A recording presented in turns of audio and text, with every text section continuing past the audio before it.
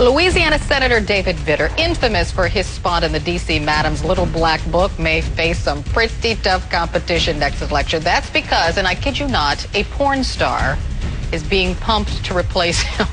I just can't even believe this. I know. I had to say it, though. Sean Caleb's is here. Is this for real? Well, I didn't write the pump part, but yes, everything else is for real. There's a big effort to draft Stormy to get her to run against David Vitter. And Vitter ran on family values several years ago, but after being linked to the D.C. Madam, he has really taken kind of a bunker mentality and hasn't been out talking much. But some people say, look, if you're really trying to get Vitter, this isn't the way. After being linked to the D.C. Madam, Louisiana Republican Senator David Vitter said his wife had forgiven him for what he called a serious sin. Up for re-election next year, the question is, have the state's voters? Enter our website trying to lure porn star and Baton Rouge native Stormy Daniels into the race. Originally, the focus wasn't even about making me as a candidate. I think it was about bringing attention to the Senate race in general.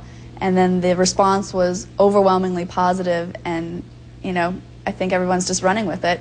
Vitter's office didn't return numerous calls by CNN.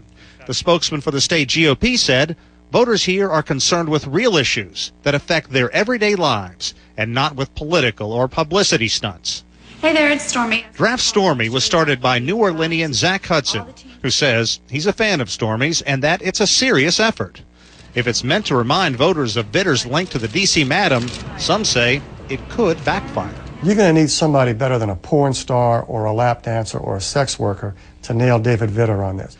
Clancy DuBose, the political director of the New Orleans alternative newspaper Gambit, says Vitter is a brilliant politician with a $2 million war chest. You need a serious opponent who is himself or herself not guilty of something like that to say, let's talk about family values, shall we? And let's talk about criminal behavior, because that's what this is. As for Stormy, she's not affiliated with the Democratic Party, but is embracing the idea of a possible candidacy and says she's planning a listening tour around Louisiana to talk about the economy and other issues.